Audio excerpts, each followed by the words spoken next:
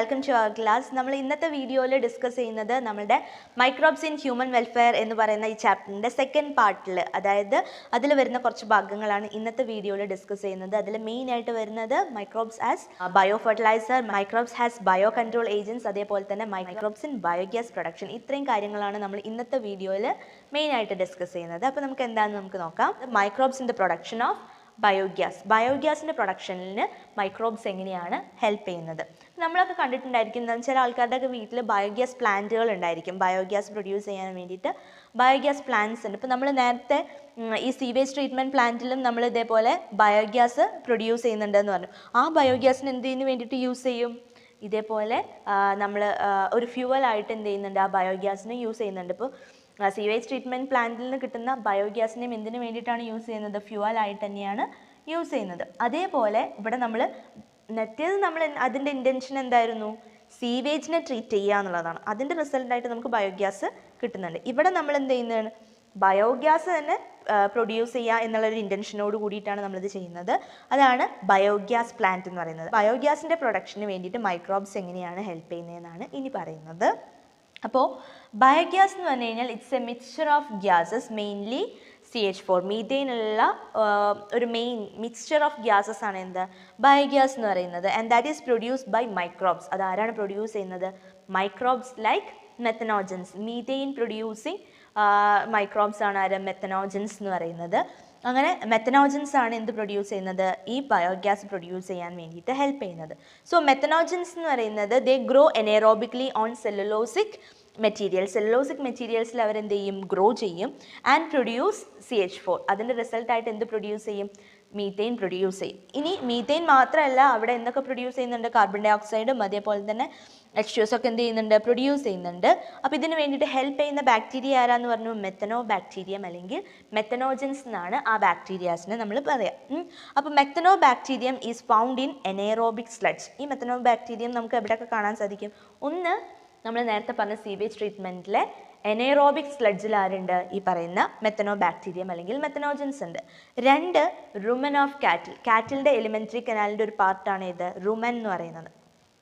അവിടെയും എന്തിനെ നമുക്ക് കാണാൻ സാധിക്കും? ഈ മെത്തനോജൻസിനെ കാണാൻ സാധിക്കും. അവരുടെ ഫംഗ്ഷൻ എന്ന് പറയുന്നത് സെല്ലുലോസിനെ ഡൈജസ്റ്റ് ചെയ്യുക എന്നുള്ളതാണ്. മെത്തനോജൻസിൻ്റെ ഫംഗ്ഷൻ അവിടെ എന്താണ്? സെല്ലുലോസിനെ ഡൈജസ്റ്റ് ചെയ്യുക എന്നുള്ളതാണ്. അതിന് വേണ്ടിയിട്ടാണ് ആ ബാക്ടീരിയാസ് അവിടെ ഹെൽപ്പ് ചെയ്യുന്നത്.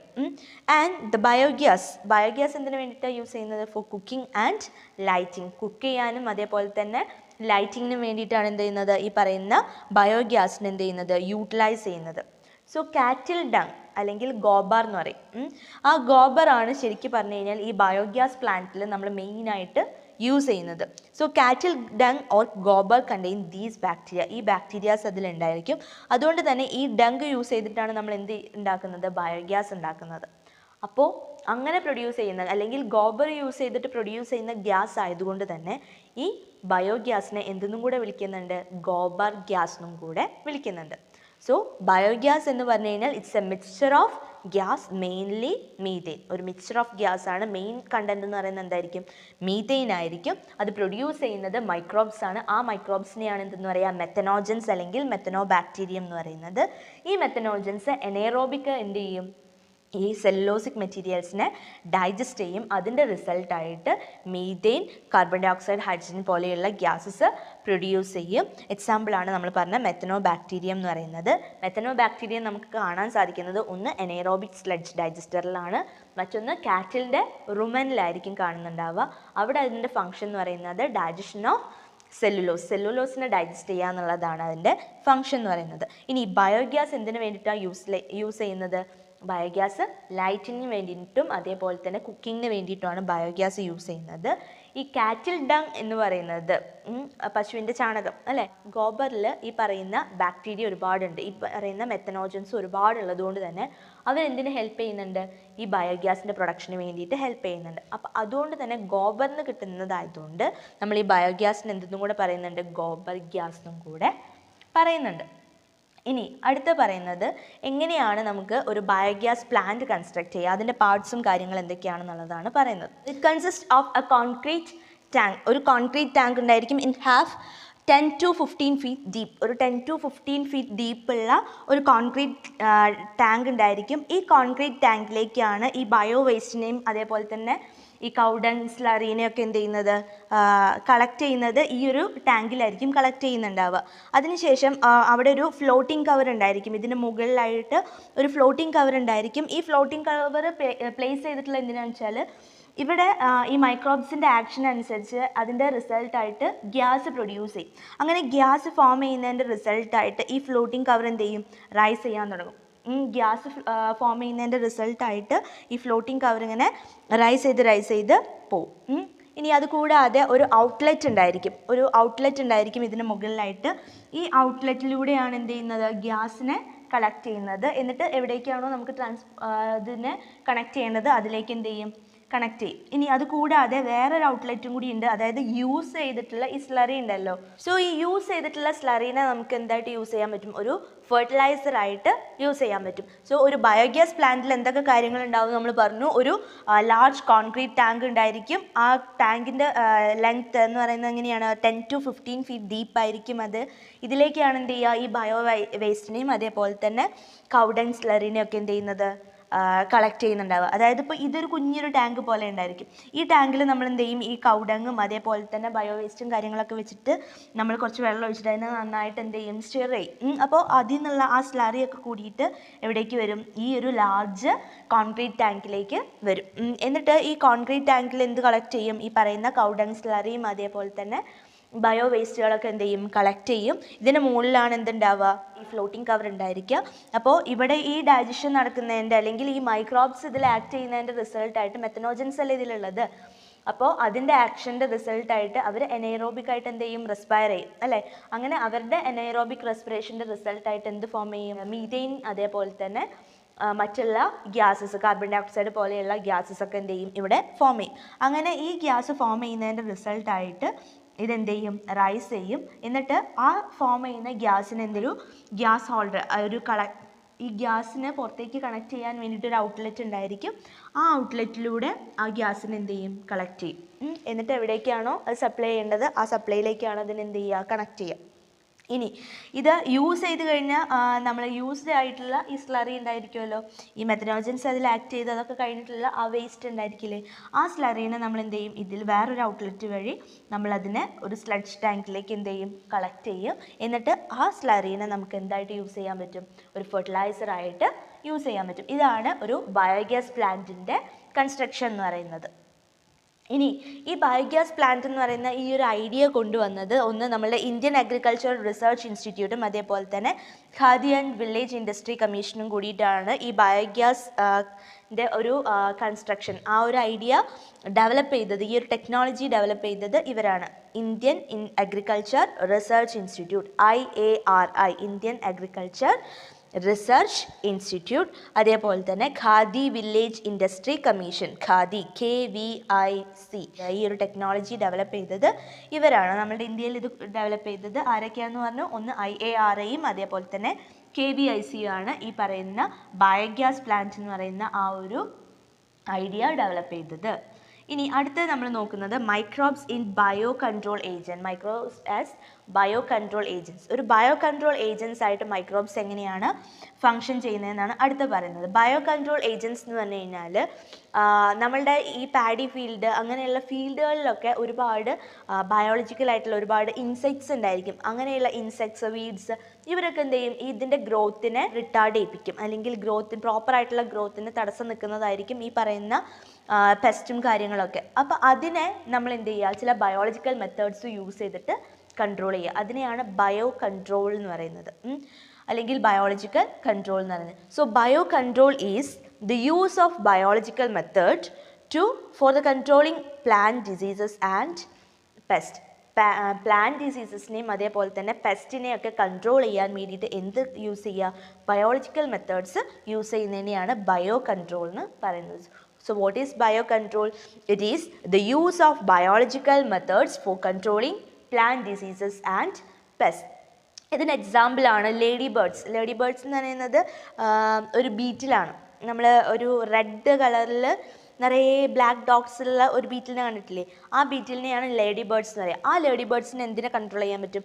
എഫിഡ്സിനെ കൺട്രോൾ ചെയ്യാൻ പറ്റും. അപ്പോൾ എഫിഡ്സിനെ കൺട്രോൾ ചെയ്യുന്നത് ആരാണ്? മറ്റൊരു ബയോളജിക്കൽ ഓർഗാനിസം ആയിട്ടുള്ള ലേഡി ബേർഡാണ്. അതേപോലെ തന്നെ ഡ്രാഗൺ ഫ്ലൈസ്, തുമ്പി ഉണ്ടല്ലോ, ആ ഡ്രാഗൺ ഫ്ലൈസിന് മോസ്കിറ്റോസിനെ കൺട്രോൾ ചെയ്യാൻ പറ്റും. ഈ ഫീൽഡിലൊക്കെ ഉണ്ടാകുന്ന ഈ പെസ്റ്റിനെയും അതേപോലെ തന്നെയുള്ള മറ്റുള്ള മൈക്രോബ്സിനെയും കാര്യങ്ങളൊക്കെ നമ്മൾ എന്ത് ചെയ്യും? അതേപോലെയുള്ള മറ്റുള്ള living organism biological methods use ചെയ്തിട്ട് തന്നെ എന്ത് ചെയ്യുക? കൺട്രോൾ ചെയ്യുന്നതിനെയാണ് ബയോ കൺട്രോൾ എന്ന് പറയുന്നത്. നമ്മൾ കെമിക്കൽ പെസ്റ്റിസൈഡ്സും അതേപോലെ തന്നെ ഇൻസെക്ടിസൈഡ്സും ഒക്കെ എന്തിൽ യൂസ് ചെയ്യാറുണ്ട്? ഈ ഫീൽഡുകളിൽ നമ്മൾ യൂസ് ചെയ്യാറുണ്ട്. ഇപ്പോൾ പാഡി ഫീൽഡ് ആയിക്കോട്ടെ, അല്ലെങ്കിൽ വേറെ എന്തെങ്കിലും ഓർച്ചാർഡ്സിലൊക്കെ നമ്മൾ എന്ത് ചെയ്യാറുണ്ട്? ഈ ഇൻസെക്ടിസൈഡ്സും അതേപോലെ തന്നെ പെസ്റ്റിസൈഡ്സിനെയും യൂസ് ചെയ്യാറുണ്ട്. പക്ഷെ അത് യൂസ് ചെയ്ത് കഴിഞ്ഞാൽ ചിലപ്പോൾ നമുക്ക് യൂസ്ഫുൾ ആയിട്ടുള്ളതും ഹാംഫുൾ ആയിട്ടുള്ള പെസ്റ്റിനെയും ഒക്കെ തന്നെ അവരെന്ത് ചെയ്യുന്നുണ്ട്? കിൽ ചെയ്യുന്നുണ്ട്. So they kill both useful and harmful organism and cause pollution. അത് മാത്രമല്ല, അത് എന്തിനും കൂടി കാരണമാവും? പൊല്യൂഷനും കൂടി കാരണമാവും. സോ ബയോ കൺട്രോൾ മെത്തേഡ്സ് ആണെങ്കിൽ ഈ പറഞ്ഞ പ്രശ്നങ്ങളൊന്നുമില്ല. അത്ര ഹാംഫുൾ അല്ലാത്തതായതുകൊണ്ടും നമുക്ക് ആവശ്യമില്ലാത്ത സാധനത്തിനെ നമുക്ക് റിമൂവ് ചെയ്യുകയും ചെയ്യാം. ഈ പൊല്യൂഷൻ്റെ ഇതെന്ത് ചെയ്യാൻ പറ്റും? നമുക്ക് കുറയ്ക്കാനും സാധിക്കും. അതാണ് ബയോളജിക്കൽ ഏജൻസിൻ്റെ ഒരു പ്രത്യേകത, അല്ലെങ്കിൽ ബയോ കൺട്രോൾ മെത്തേഡ്സിൻ്റെ ഒരു പ്രത്യേകത. സോ കെമിക്കൽ പെസ്റ്റിസൈഡ്സും ഇൻസെക്ടിസൈഡ്സും യൂസ് ചെയ്ത് കഴിഞ്ഞാൽ നമുക്ക് ഈ പറയുന്ന സാധനങ്ങൾ കില്ല് ചെയ്യാൻ പറ്റുമെങ്കിൽ കൂടി അതിൻ്റെ ഒപ്പം തന്നെ യൂസ്ഫുൾ ആയിട്ടുള്ള മൈക്രോബ്സിനെയൊക്കെ എന്ത് ചെയ്യും? അത് കില്ല് ചെയ്യും. അതുകൂടാതെ അത് നമ്മുടെ എൻവയോൺമെൻറ്റിനെ എന്ത് ചെയ്യും? പൊല്യൂട്ടഡ് ആക്കും. പക്ഷേ അത് നമുക്ക് എങ്ങനെ കൺട്രോൾ ചെയ്യാൻ പറ്റും? ബയോ കൺട്രോൾ മെത്തേഡ്സ് വഴി നമുക്കതിനെ കൺട്രോൾ ചെയ്യാൻ പറ്റും. അതിന് എക്സാമ്പിളാണ് ഫസ്റ്റ് വൺ ബാസിലസ് തുറിഞ്ചിൻസിസ്. ബാസിലസ് തുറിഞ്ചിൻസിസ് അതിൻ്റെ ഷോർട്ടാണ് BT എന്ന് പറയുന്നത്. ബാസിലസ് തുറിഞ്ചിൻസിസ് എന്ന് പറയുന്നത് ഒരു മൈക്രോബാണ്. ഈ മൈക്രോബിൻ്റെ ഒരു പ്രത്യേകത എന്താണെന്ന് വെച്ചാൽ ഇവർക്ക് ബട്ടർഫ്ലൈ കാറ്റർപില്ലറിനെ എന്ത് ചെയ്യാൻ പറ്റും? കൺട്രോൾ ചെയ്യാൻ പറ്റും. ബട്ടർഫ്ലൈൻ്റെ കാറ്റർപില്ലേഴ്സിനെ കൺട്രോൾ ചെയ്യാൻ പറ്റുന്നവരാണ് ആര്? ബാസിലസ് തുറിഞ്ചിൻസിസ് എന്ന് പറയുന്ന മൈക്രോബ്സ്. അപ്പോൾ ഈ ബട്ടർഫ്ലൈൻ്റെ കാറ്റർപില്ലറിൻ്റെ ഒരു പ്രത്യേകത എന്താണെന്ന് വെച്ചാൽ ഒരുപാട് പ്ലാന്റ്സിനെ എന്ത് ചെയ്യുന്നുണ്ട്? നശിപ്പിക്കുന്നുണ്ട്. ഇപ്പോൾ നമ്മൾ എന്തെങ്കിലുമൊക്കെ കൃഷി ചെയ്യാൻ വേണ്ടിയിട്ട് ഉദ്ദേശിച്ച് കഴിഞ്ഞാൽ നമ്മൾ കൃഷി ചെയ്തിട്ടുണ്ടായിരിക്കാം. അപ്പോൾ ഈ ബട്ടർഫ്ലൈൻ്റെ കാറ്റർപില്ലർ എന്ത് ചെയ്യും? അതിൻ്റെ ലീഫും അതേപോലെ തന്നെ ഫ്ലവറും ഒക്കെ എന്ത് ചെയ്യും? അവർ ഫീഡ് ചെയ്യുന്നത് ഇതിനൊക്കെ ആയിരിക്കും. അപ്പോൾ അങ്ങനെ വഴി എന്ത് ചെയ്യും? അതിനൊക്കെ അവർ നശിപ്പിക്കും. അപ്പോൾ അതുവഴി നമ്മൾ ഉണ്ടാക്കാൻ ഉദ്ദേശിക്കുന്ന ആ ഒരു ബെനിഫിറ്റ് അല്ലെങ്കിൽ ആ ഒരു നല്ല റിസൾട്ട് എന്ത് ചെയ്യും? ഇവർ കുറയ്ക്കും. അപ്പോൾ അതുകൊണ്ട് തന്നെ ഈ ബട്ടർഫ്ലൈൻ്റെ കാറ്റർപില്ലറിനെ കൺട്രോൾ ചെയ്യാൻ പറ്റുന്ന ആളാണ് ആര്? ബാസിലസ് തുറിഞ്ചിൻസിസ് എന്ന് പറയുന്നത്. അപ്പോൾ എന്ത് ചെയ്യുന്നു വെച്ച് കഴിഞ്ഞാൽ ഈ ബാസിലസ് തുറിഞ്ചിൻസിസിൻ്റെ സാഷെ നമുക്ക് ഡ്രൈഡ് ആയിട്ടുള്ള സാഷെ നമുക്ക് കിട്ടും. അതായത് ബാസിലസ് തുറിഞ്ചിൻസിസിൻ്റെ സ്പോർസ് ഉണ്ട്, അത് ഡ്രൈ ചെയ്തിട്ടുള്ള ചെറിയ ചെറിയ പാക്കറ്റ്സ് ആയിട്ട് നമുക്ക് കിട്ടും. അപ്പോൾ എന്ത് ചെയ്യുക? ഈ പാക്കറ്റ്സ് വാങ്ങിയിട്ട് ഈ ബാസിലസ് തുറിഞ്ചിൻസിസിൻ്റെ സാഷയുടെ ആ ഒരു സാഷെ വാങ്ങിയിട്ട് അതിലെന്ത് ചെയ്യുക? വെള്ളം ഒഴിച്ചിട്ട് മിക്സ് ചെയ്യുക. നന്നായിട്ട് മിക്സ് ചെയ്തതിന് ശേഷം അതെന്ത് ചെയ്യും? ഈ പ്ലാന്റ്സിലൊക്കെ സ്പ്രേ ചെയ്താൽ മതി. അതായത് ബ്രസീക്ക വെറൈറ്റീസ് അതേപോലെ തന്നെ ചില ഫ്രൂട്ടിങ് ട്രീസിലൊക്കെ എന്ത് ചെയ്താൽ മതി? സ്പ്രേ ചെയ്താൽ മതി. അപ്പോൾ ഇങ്ങനെ സ്പ്രേ ചെയ്ത് കഴിഞ്ഞാൽ ഈ കാറ്റർപില്ലേഴ്സ് എന്ത് ചെയ്യും? ഇത് ഫീഡ് ചെയ്യുകയും ഫുള്ള് ഫീഡ് ചെയ്യുന്നല്ല, കുറേശ്ശെ അത് ഫീഡ് ചെയ്യുന്നതിൻ്റെ റിസൾട്ടായിട്ട് ഈ ടോക്സിൻസ് ഇവരുടെ ഗട്ടിൽ എത്തിക്കഴിഞ്ഞാൽ അതവിടെ റിലീസ് ചെയ്യും. അങ്ങനെ ആ ഗട്ടിലെത്തി റിലീസ് ചെയ്ത് കഴിഞ്ഞാൽ അതെന്ത് ചെയ്യും? ആ കാറ്റർപില്ലറിനെ കില്ല് ചെയ്യും. അങ്ങനെ എന്ത് ചെയ്യും? ഈ ബാസിലസ് തുറിഞ്ചിൻസിസിനെ ആരെ കില്ല് ചെയ്യാൻ പറ്റും? ഈ കാറ്റർപില്ലറിനെ കില്ല് ചെയ്യാൻ സാധിക്കും. അപ്പോൾ നമുക്ക് എന്ത് ചെയ്യാൻ പറ്റി? ഈ കാറ്റർപില്ലറിൻ്റെ ആക്ഷനിൽ നിന്ന് നമ്മളുടെ പ്ലാന്റ് വെറൈറ്റീനെ നമുക്ക് എന്ത് ചെയ്യാൻ പറ്റി? പ്രൊട്ടക്റ്റ് ചെയ്യാൻ പറ്റി, അല്ലേ? അപ്പോൾ അങ്ങനെ ഒരു കാര്യം മനസ്സിലാക്കിയത് കൊണ്ട് തന്നെ, അതായത് ഈ ബാസിലസ് തുറിഞ്ചിൻസിസിന് കാറ്റർപില്ലറിനെ കില്ല് ചെയ്യാൻ പറ്റും എന്നുള്ളത് മനസ്സിലാക്കിയത് കൊണ്ട് തന്നെ ചില സയൻറ്റിസ്റ്റുകൾ എന്ത് ചെയ്തു? ഈ ബാസിലസ് തുറിഞ്ചിൻസിസിൻ്റെ ഈ ഒരു കാറ്റർപില്ലറിനെ കില്ല് ചെയ്യാൻ പറ്റുന്ന ആ ഒരു ജീൻ ഉണ്ടല്ലോ, അതിന് കാരണമാകുന്ന ആ ജീനിനെ എന്ത് ചെയ്തു? ഇവർ ഈ ചില പ്ലാന്റ് വെറൈറ്റീസിലേക്ക് ഇൻട്രൊഡ്യൂസ് ചെയ്തു. അപ്പോൾ അതിൻ്റെ റിസൾട്ടായിട്ട് ഫോം ചെയ്ത ചില ഒരു ഹൈബ്രിഡ് വെറൈറ്റീസാണ്, ചില പ്ലാന്റ് വെറൈറ്റീസാണ് ഏത്? ഈ പറയുന്ന BT കോട്ടൺ അതേപോലെ തന്നെ BT ബ്രിഞ്ചാളൊക്കെ. BT means Bacillus thuringiensis. ഇപ്പോൾ BT കോട്ടണിൽ അപ്പോൾ എന്തുണ്ടായിരിക്കും? ഈ ബാസിലസ് തുറിഞ്ചിൻസിസിൻ്റെ ഈ ജീനുള്ള കോട്ടണിനെയാണ് എന്തെന്ന് പറയുക? BT കോട്ടൺ എന്ന് പറയുക. അപ്പോൾ BT ബ്രിഞ്ചാൾ എന്തായിരിക്കും? ബാസിലസ് തുറിഞ്ചിൻസിസിൻ്റെ ജീനുള്ള ബ്രിഞ്ചാളിനെയാണ് എന്തെന്ന് പറയുക? BT ബ്രിഞ്ചാൾ എന്ന് പറയാം. അപ്പോൾ ഈ BT ബ്രിഞ്ചാളിലും അതേപോലെ തന്നെ BT കോട്ടണിലൊക്കെ കാറ്റർപില്ലേഴ്സ് വന്ന് അവർ ഫീഡ് ചെയ്ത് കഴിഞ്ഞാൽ ഈ ജീൻ എന്ത് ചെയ്യും? അത് അവിടെ ഇവരുടെ ബോഡിയിലെത്തുകയും അവർ ആ ടോക്സിൻസ് അവരുടെ ഗട്ടിലെത്തിയിട്ട് റിലീസ് ചെയ്യും. അതിൻ്റെ റിസൾട്ടായിട്ട് കാറ്റർപില്ലേഴ്സിനെ എന്ത് ചെയ്യും? കില്ല് ചെയ്യുകയും ചെയ്യും. അതായത് കാറ്റർപില്ലേഴ്സിനെ കൺട്രോൾ ചെയ്യാൻ സാധിക്കും. സോ ബാസിലസ് തുറിഞ്ചിൻസിസ് അല്ലെങ്കിൽ BT എന്ന് പറയുന്നത് ദേ can control butterfly caterpillars and the dried spores of BT is available in sachet are mixed with water and sprayed on the vulnerable plants such as brassicas and fruit trees, and these are eaten by the caterpillar. In their gut the toxin is released and the larvae get killed, and the scientists have introduced the Bacillus thuringiensis toxin genes. Bacillus thuringiensis toxin ജീനിനെ അവരെന്ത് ചെയ്തു, ചില പ്ലാന്റ്സിലേക്ക് introduce ചെയ്തു. അതിന് എക്സാമ്പിളാണ് ഇത് BT കോട്ടണും അതേപോലെ തന്നെ BT ബ്രിഞ്ചോളൊക്കെ. ഇനി അതേപോലെ തന്നെ മറ്റൊന്നാണ് ട്രൈക്കോഡർമ സ്പീഷീസ്. ട്രൈക്കോഡർമ സ്പീഷീസ് എന്ന് പറയുന്നത് നമ്മൾ കേട്ടിട്ടുണ്ടായിരിക്കും. അതൊരു ഫംഗസ് ആണ്, നമ്മുടെ റൂട്ട്സിനോട് അസോസിയേറ്റ് ചെയ്ത് കാണുന്ന ഒരു ഫംഗസ് ആണ് ഈ പറയുന്ന ട്രൈക്കോഡർമ സ്പീഷീസ് എന്ന് പറയുന്നത്. So they are seen in the root system. അതെവിടെയാണ് കാണുന്നത്? റൂട്ട് സിസ്റ്റത്തിലാണ് കാണുന്നത്. And they can control several disease causing pathogens. ഒരുപാട് പാത്തജൻസിനെ കൺട്രോൾ ചെയ്യാൻ ആർക്ക് സാധിക്കും? ഈ ട്രൈക്കോഡർമൽ സ്പീഷീസിന് സാധിക്കും. അതാണ് ട്രൈക്കോഡർമ സ്പീഷീസിനെ കുറിച്ചിട്ട് പറയുന്നത്. അപ്പോൾ ട്രൈക്കോഡർമ ആരാണ്? It's A kind of fungus, ഒരു ടൈപ്പ് ഫംഗസ് ആണ് ട്രൈക്കോഡർമ എന്ന് പറയുന്നത്. അതേപോലെ തന്നെ മറ്റൊന്നാണ് ബാക്ടീരിയോ വൈറസ്. ബാക്ടീരിയോ വൈറസിൽ തന്നെ അതിൽ ന്യൂക്ലിയോ പോളിഹീഡ്രൻ വൈറസ് ആണ്, സ്പെഷ്യൽ ജീനസ് ആണ് ന്യൂക്ലിയോ പോളിഹീഡ്രോ വൈറസ്. അത് ഒരു ടൈപ്പ് ബാക്ടീരിയോ വൈറസ് ആണ്. അപ്പോൾ ആ ബാക്ടീരിയോ വൈറസിന് എന്തിനുള്ള കഴിവുണ്ട്? ഇൻസെക്ട്സിനെയും അതേപോലെ തന്നെ ആർത്രോപോഡ്സിനെയൊക്കെ കില്ല് ചെയ്യാനുള്ള കഴിവുണ്ട്. പക്ഷേ ഇവർ എല്ലാവരെയും എന്ത് ചെയ്യില്ല? കില്ല് ചെയ്യില്ല. അവർ സ്പീഷീസ് സ്പെസിഫിക് ആണ്, കൂടുതലും സ്പീഷീസ് സ്പെസിഫിക് ആണ്. അപ്പോൾ ഒരു പെർട്ടിക്കുലർ സ്പീഷീസിനെ മാത്രമേ എന്ത് ചെയ്യുള്ളൂ? കില്ല് ചെയ്യുള്ളൂ. അപ്പോൾ ഈ ബാക്ടീരിയോ വൈറസ് നമ്മൾ അവിടെ ആ ഒരു ഫീൽഡിൽ ഇൻട്രൊഡ്യൂസ് ചെയ്ത് കഴിഞ്ഞാൽ അവർ സ്പീഷീസ് സ്പെസിഫിക് ആണല്ലോ. അപ്പോൾ ആ ഫീൽഡിൽ ഒരുപാട് യൂസ്ഫുൾ ആയിട്ടുള്ള ഇൻസെക്ട്സും കാര്യങ്ങളൊക്കെ ഉണ്ടായിരിക്കും. പക്ഷേ ഇവർ എയിം ചെയ്ത് ആരായിരിക്കും? ആ ഒരു പെർട്ടിക്കുലർ സ്പീഷീസിനെ ആയിരിക്കും. ആ ഒരു പെർട്ടിക്കുലർ സ്പീഷീസിനെ അവർക്ക് എന്ത് ചെയ്യാൻ പറ്റും? കില്ല് ചെയ്യാൻ പറ്റും. അല്ലെങ്കിൽ ആ ഒരു ഇൻസെക്റ്റിനെ അവർക്ക് കില്ല് ചെയ്യാൻ സാധിക്കും. ബാക്കിയുള്ള യൂസ്ഫുൾ ഇൻസെക്ട്സ് ഒക്കെ അവിടെ സർവൈവ് ചെയ്യുകയും ചെയ്യും. അപ്പോൾ bacterio virus can attack insects and other arthropods. മറ്റുള്ള ആർത്രോപോഡ്സിനെയും അവർക്ക് അറ്റാക്ക് ചെയ്യാൻ സാധിക്കും. And it is suitable for species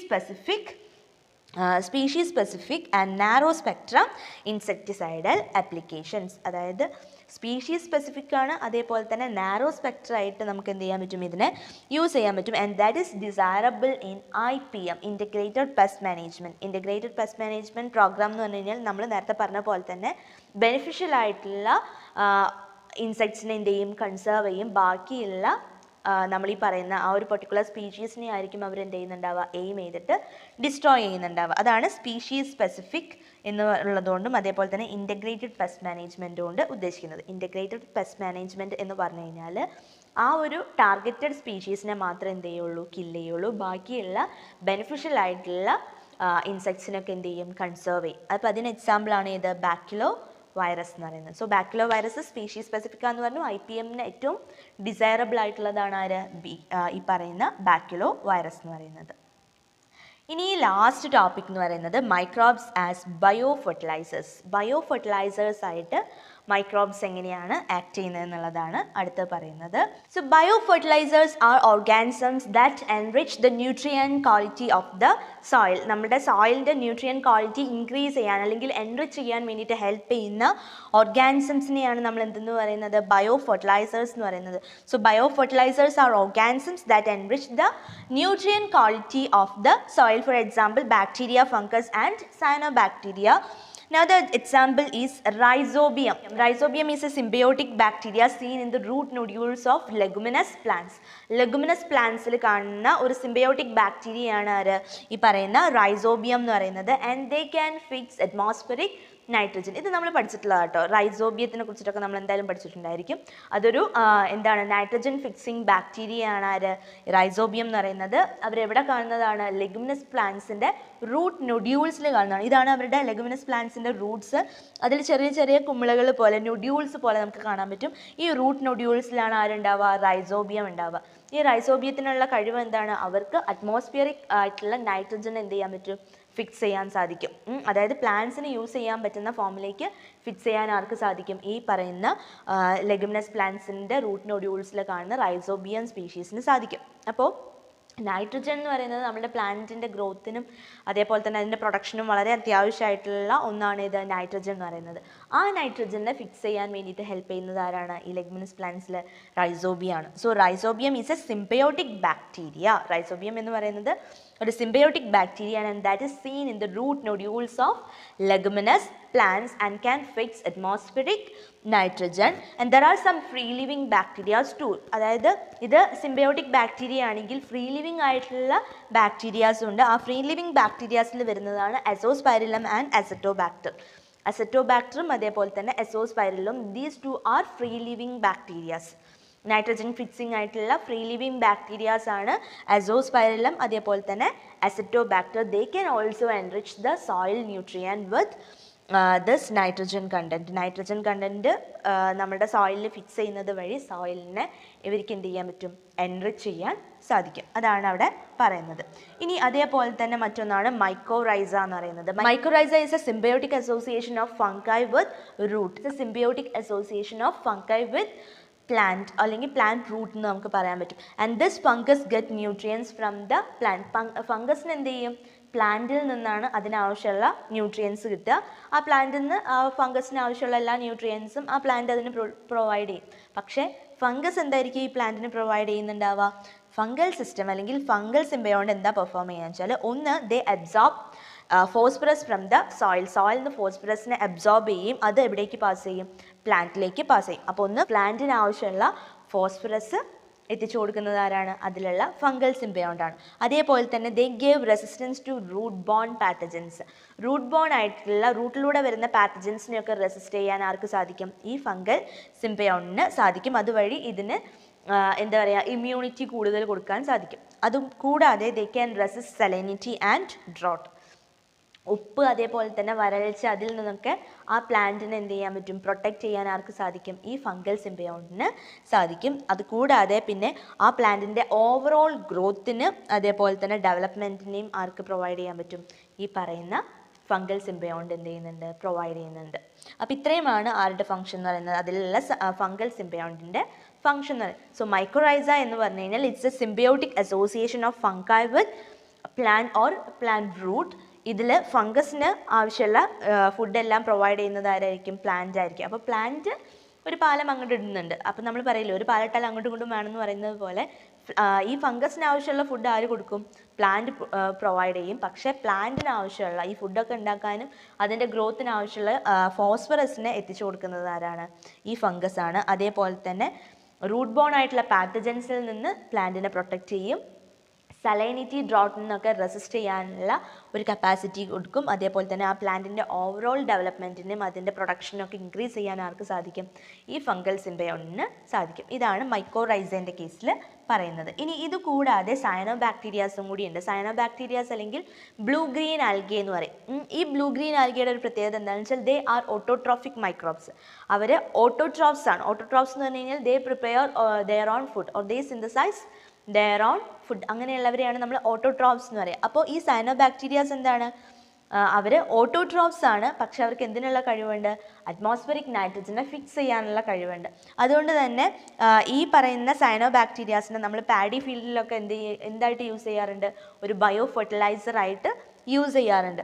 അപ്പോൾ സയനോ ബാക്ടീരിയ എന്ത് ചെയ്യും? ഒരു ബയോ ഫെർട്ടിലൈസറായിട്ട് ആക്ട് ചെയ്യും. അവരെന്ത് ചെയ്യും? ആ പാഡി ഫീൽഡിലുള്ള ഓർഗാനിക് ന്യൂട്രിയൻസിനെ എൻറിച്ച് ചെയ്യാനും അതേപോലെ തന്നെ സോയിലിൻ്റെ ഫെർട്ടിലിറ്റി ഇൻക്രീസ് ചെയ്യാനും നൈട്രജനെ ഫിക്സ് ചെയ്യാനും ആർക്ക് സാധിക്കും? ഈ സയനോ ബാക്ടീരിയയ്ക്ക് സാധിക്കും. സോ സയനോ ബാക്ടീരിയ അല്ലെങ്കിൽ ബ്ലൂ ഗ്രീൻ ആൽഗി എന്ന് പറയുന്നത് ഓട്ടോട്രോഫിക് മൈക്രോബ്സ് ആണ്. അവർക്ക് അറ്റ്മോസ്ഫിയറിക് നൈട്രജനെ ഫിക്സ് ചെയ്യാൻ സാധിക്കും. എക്സാമ്പിൾ എന്ന് പറയുന്നത് Anabaena, Nostoc and Oscillatoria. Anabaena, Nostoc and Oscillatoria. In paddy field the cyanobacteria serve as a bio fertiliser. It adds organic matter to the soil and increase its fertility. സോയിലിൻ്റെ fertility increase ചെയ്യാനും ആർക്ക് സാധിക്കും?